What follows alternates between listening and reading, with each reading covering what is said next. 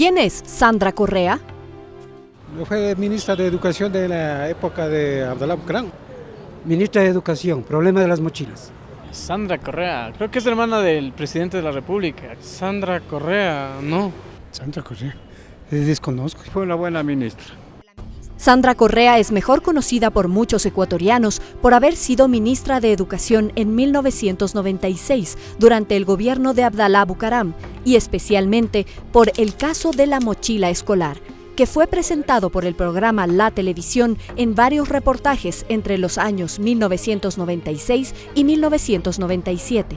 En el gobierno de Abdalá Bucaram, el mes de octubre de 1996 se decretó en emergencia la educación nacional. Entonces el gobierno facultó a las autoridades pertinentes para que se pueda firmar un contrato de crédito directo del proveedor por $40 millones para ejecutar el programa denominado Plan Mochila Escolar, que consistía en implementar material didáctico, textos escolares, unidades de salud y restaurantes escolares. Por este contrato, la entonces ministra de Educación, Cultura y Deportes, Sandra Correa, afrontó un problema legal.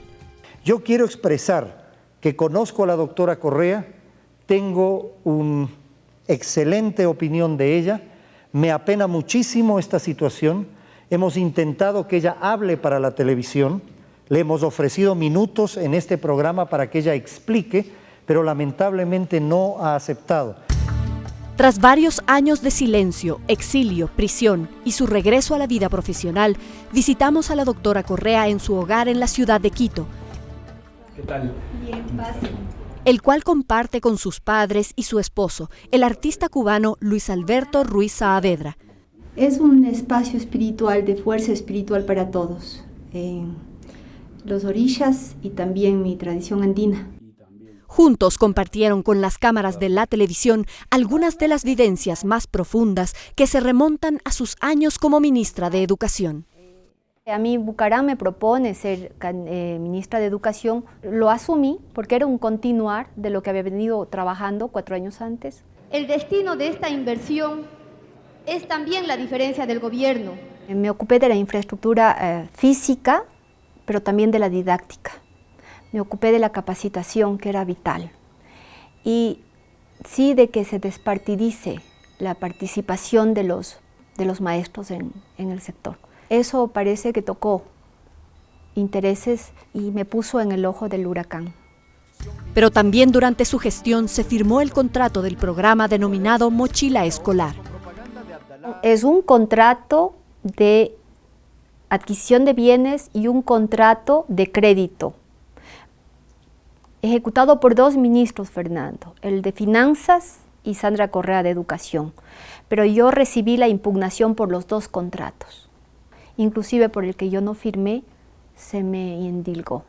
¿Por qué cree que usted es acusada, fue acusada por este caso? Pienso que las personas que lo urdieron deben haber visto el nivel de cercanía que yo tengo con las personas cuando trabajo con ellas.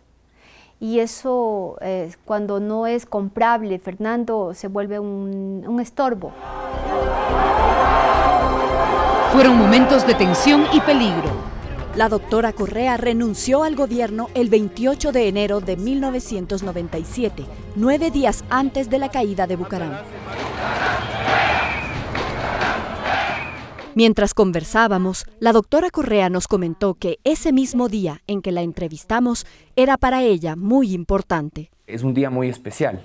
¿Por qué? Más que especial, es mágico por la sincronía. Hace 18 años me dieron una orden de captura destinada a no retirarla. Justo hoy. Justo hoy, 23 de abril del 97. Mientras la doctora Correa se encontraba fuera del país, se emitió una orden de captura en su contra el 23 de abril de 1997 por el caso de la mochila escolar. De 16 ministros del gobierno del expresidente Bucaram, la única ministra que fue señalada para ser atacada, vilipendiada y destruida fue Sandra Correa. Nadie, ni su familia, nos dijo, sabía de su paradero tras la caída del gobierno. Fue el programa La Televisión el que me encontró en Chile a mí. Para mis padres fue terrible la noticia, pero la vida es así de diáfana. se vio en dónde yo estaba y qué estaba haciendo, no como se mentía que a lo mejor estaba gastándome el dinero mal habido, quién sabe con quién, en dónde. Yo estaba haciendo lo que siempre hice, porque cuando no se roba no se tiene ni para comer. Y se vive del amor de las personas que a uno le acogen y le alimentan y le dan un abrigo para dormir. Estamos en el barrio Santiago, en la población Santiago, en el sector sur de Santiago de Chile, un barrio bravo de la capital chilena. Cerca de aquí está el convento de la Madre Teresa de Calcuta, en donde la ex ministra de Educación, Sandra Correa, prestó servicios sociales. Misioneras de la Caridad, Hogar de la Paz. Durante varias semanas, la ex ministra de Educación, Sandra Correa, compartió con otras voluntarias el trabajo con unos 40 niños aquejados de problemas mentales. Con mucho recelo, algunas voluntarias hablaron de Sandra Correa. ¿Cómo les pareció ella? Muy buena, porque lo ayudaba a mudar, lo ayudaba a dar comida a los niños, almorzaba con nosotros. Estos mensajes, escritos y colocados allí por Sandra Correa, son los últimos vestigios de su paso por las barriadas pobres de Santiago de Chile. Qué difícil es la condición humana y qué difícil es juzgar a los seres humanos. Esos letreros de amor, esos letreros para estos niños, los había Pancho hecho con su propia mano Sandra Correa. Esa es la información. Sí. Efectivamente, sí. ¿Pero qué hacía Sandra Correa ahí? Ayudando en la guardería, lavando a los niños, bañándoles, dándoles de comer, limpiando y haciendo la misma guardería. Fue durante su estancia en Chile, nos dijo Correa, que recibió ofertas para librarla de los cargos en su contra a cambio de inculpar a Bucaram. Me garantizaban un retorno triunfante si yo venía a hablar en contra del expresidente. Y negarme a decir y a culparlo a él me implicó que consideren que yo lo defendía. Uno como ciudadano, si ve algo, tiene que irlo y ponerlo en el escenario judicial, no en el escenario de los medios, ni hacer tabla rasa de la ley. Bueno, algún día Sandra Correa hablará y la televisión, si es que hay la posibilidad de hacerlo, le brinda su medio para que ella explique al país lo sucedido y qué está haciendo de su vida. Casi 20 años después de estos hechos, Freddy Ehlers nos cuenta su opinión. La televisión hizo el reportaje de acuerdo a sus códigos de conducta y se le llamó a Sandra para que participara, pudiera decir su verdad, pero eran épocas, entendemos, muy difíciles, no fue posible ubicarle, por eso en ese tiempo no salió su declaración. Quizá la etapa más dura empezó cuando ya no pude ni siquiera estar donde las misioneras de la caridad en Chile. De ahí empecé a peregrinar y a deambular. Ni mis padres saben todas las cosas que a veces tocan vivir. Y por honor a ellos prefiero no decirlos porque les va a doler mucho. Pero conocí muchas cosas. 10 años pasé sin llamarme Sandra Correa, Fernando. 10 años. La segunda parte de esta reveladora entrevista, en un momento.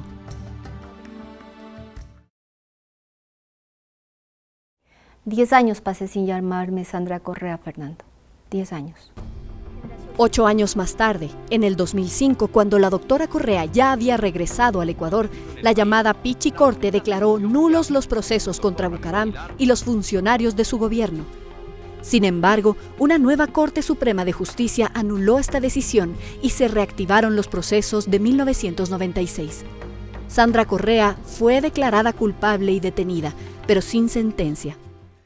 Entonces, inició una huelga de hambre para presionar a la función judicial a emitir una sentencia. Días después, fue sentenciada a 4 años de prisión. Y los cumplí en la cárcel del Inca, sin ningún privilegio, como cualquier interna. Esta es la habitación en donde está Sandra. Miren, no tiene más de 2 metros por 2 metros. Y esta última litera, donde ustedes ven acá, es la que a ella le corresponde. Pasan 3, a veces 4 y hasta 5 personas. En marzo se me sindicó con el caso de la mochila escolar, se me sacó la orden de prisión en el 23 de abril. Desde entonces al presidente Bucaram no lo he visto ni le he escuchado, exceptuando cuando estuve en prisión, que su hermana me visitó y me puso con él por teléfono. ¿Y qué le dijo Bucaram? Pretendía que yo comprenda que era un tema político y que nada iba a ser defendiéndolo desde el derecho. Entonces yo no puedo entender que se diga es que el tema es político, no es jurídico, para que comprenda lo que estaba viviendo, que es una injusticia, que se diga que había un sobreprecio, un contrato que yo firmé y que no había ningún sobreprecio. A través de los años y con sentencia en contra, la doctora Correa ha sostenido su inocencia en este caso. Y como prueba principal presenta este acta de finiquito del contrato de la mochila escolar. En el documento, en la cláusula de terminación del contrato, se cita lo siguiente: por lo expuesto en las cláusulas precedentes, de conformidad con el artículo 102, letra A, de la codificación de la Ley de Contratación Pública y cláusulas correspondientes de la Declaración de Terminación por cumplimiento de las obligaciones contractuales comprendidas en el contrato celebrado el día 11 de noviembre de 1996, cuyo objeto consistió en la compraventa de bienes con destino al Ministerio de Educación y Cultura de la República del Ecuador, además de varios contratos de transacción o modificación subsiguientes, las partes dan por terminados los referidos contratos por cuanto los bienes y construcciones han sido recibidas a entera satisfacción del Estado ecuatoriano. Asimismo, los valores detallados en las cláusulas anteriores han sido recibidos a entera satisfacción por la empresa CI Promotora de Intercambio S.A. Este acta de finiquito fue suscrita el 17 de abril del 2007. Sandra Correa jamás tocó ni un centavo. El acta de finiquito es determinante para comprender, Fernando, que yo nunca mentí. El contrato de la mochila escolar jamás tuvo sobreprecio. Es más, eso permitió que 13 ministros, 15 ministros subsiguientes ejecutasen un contrato por el cual yo estuve perseguida y presa. En el documento de finiquito se puede observar el listado de los pagarés que en su momento cada ministro subsiguiente a Sandra Correa fue liberando, de los cuales únicamente el primero corresponde al periodo de la doctora Correa, por un valor de $6 millones de los 40 millones del monto total del contrato. Al conocer de este acta, algunas personas han expresado su opinión, según informó Sandra Correa. Te conocí a través de los titulares de los medios cuando corría el 1996. Como la mayoría de ecuatorianos, te censuré y posiblemente, no lo recuerdo, pero me reí de alguna broma que se hizo sobre tu persona. Poco a poco le fuiste en realidad dando forma jurídica, con la lucidez y la pasión del que pelea por la verdad, no solo por la propia, sino por la que protege al otro. Monseñor Luna Tovar. 10 años de injusticia no pueden proseguir imperando en un caso que se inscribió en nuestra historia como uno de los signos más libertadores de la técnica justiciera. Cerca del final de su reclusión, fue trasladada a la llamada Casa de Confianza de la cárcel de mujeres. En la Casa de Confianza usted no podía dormir, porque no sabía el abuso de internas que necesitaban dinero para otras cosas era muy alto. Yo recibí el trato, en resumen, de un criminal. Y eso es un error que el sistema no se puede permitir. Tras obtener su libertad, la doctora Correa regresó al ejercicio de su profesión, la jurisprudencia.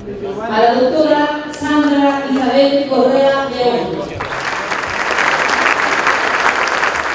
Y en días pasados recibió el reconocimiento de sus colegas al cumplir 25 años de carrera en leyes. ¿Qué rol hemos jugado el programa de la televisión y otros medios de comunicación, escritos, televisión, radio en general, en su caso, en su vida? Determinante, Fernando. En el Ecuador de hace 18 años, la prensa escrita, radial, televisiva, y el ciberespacio en su desarrollo incipiente entonces estaba habituada a ser de árbitro, de juez y de verdugo, Fernando. y de imponernos a los ciudadanos y a los gobiernos de turno sus verdades como únicas y oficiales. Aquí el error imperdonable desde la ley, no como humano, es del juez que a mí me sentencia. Tenía que haber investigado si lo que cuenta el programa La Televisión, si lo que cuenta la revista Vistazo y lo que cuenta el diario El Comercio es cierto.